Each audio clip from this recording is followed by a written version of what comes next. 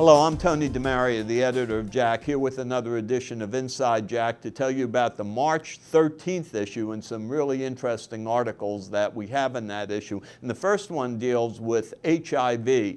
And we all know that patients with HIV are more susceptible to have hyperlipidemia, especially if they're on HAART, that is highly active retroviral therapy.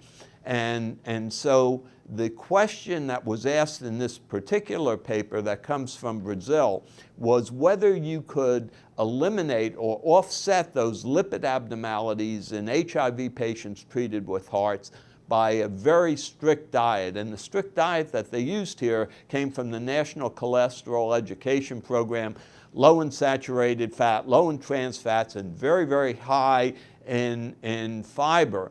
And in fact, as compared to a control group of patients, the HIV patients who stayed on this very strict NCEP diet actually had no change in their lipids whatsoever, while the control group had an increase in cholesterol, LDL, and triglycerides. And so it's increasingly apparent that atherosclerosis is becoming more prevalent in HIV patients as they live longer, may well be related to some of these lipid disorders, and so the ability to avoid them with diet should be very important.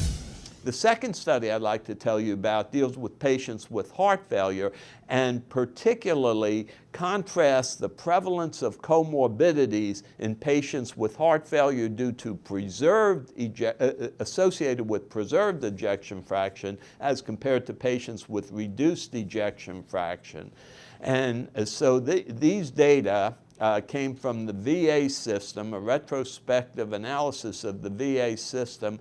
And in examining these patients, what they found was that the incidence of comorbidities of all kinds of diseases, not only hypertension, but also diabetes and COPD, was very high in both groups, but was even higher in the patients with heart failure with preserved ejection fractions, amounting to 4 to 5 comorbidities per patient.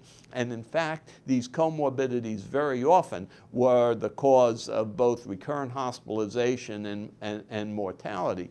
So I think this is a really important observation. Comorbidities were prevalent in the majority of patients with heart failure with preserved ejection fraction. And so this may explain why therapeutic studies have not been successful in these patients. They've been directed at the heart and not the comorbidities.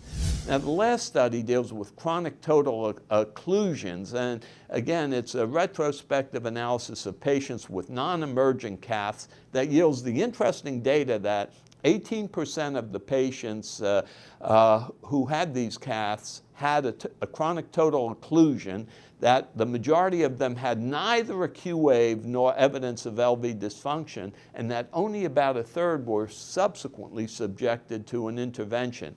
So still an important question in cardiology, what to do with chronic total occlusions. Data like this will point us toward getting the answers. For Inside JACC, I'm Tony DeMaria.